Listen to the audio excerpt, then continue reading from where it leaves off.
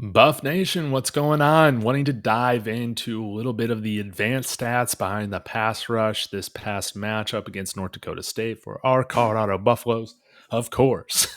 Before I knock my bookshelf over, if you could please let me know your thoughts at the end of the video, as well as like and subscribe, as this helps get this out to other Buffs fans. But let's go ahead and dive in. I'll talk about some of my surprises, takeaways, all of that. And like I said, I definitely want to hear yours. But let's go ahead and dive into some of these things. Our highest graded pass rusher, this is kind of a surprise to me, but I think it's very good that our highest two graded linemen, imagine this, we're from the interior with our edge room that we've brought in.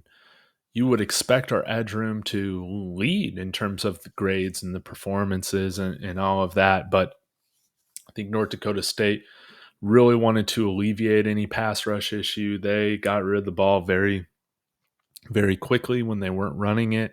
And it was great to see Chidozie Nwankwo look like a star out there, as well as Amari McNeil have, in limited playing time, an impact just as disruptive as Chidozie Nwankwo was from a grade perspective at 71. Very interesting. Now, Amari McNeil, he had one total pressure, one hurry, which was great, and a win rate of 22%. When we look at Chidozie Nwankwo, win rate of 20% against the pass, and he had a couple pressures, a sack, and a hurry. Trevor Woods, not a lot of blitzes, but when he did blitz, he did look effective. Having two total pressures as well as a big and important sack there.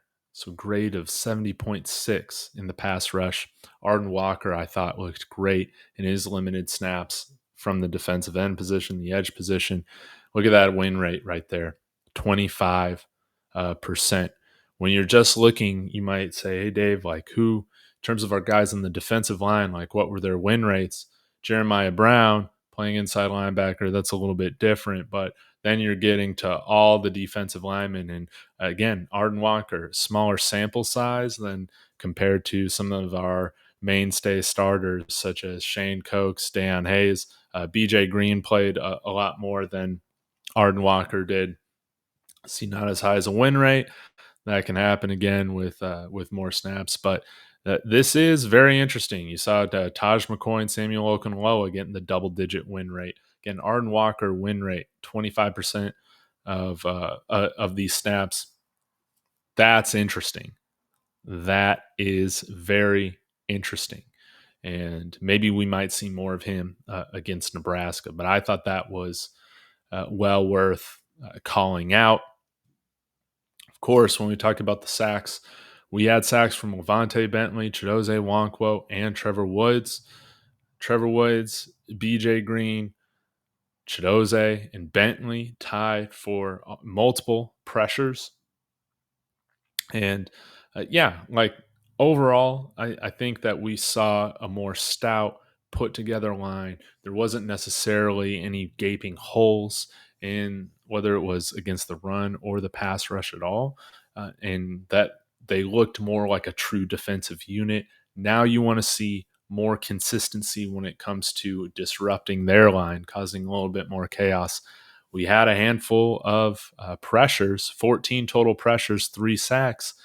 I think we would like to see more with how often we got pressure. You would have loved to see if we could have brought that running quarterback down, Miller, but we might have a chance to be able to get some more sacks with a less mobile quarterback in Dylan Raiola.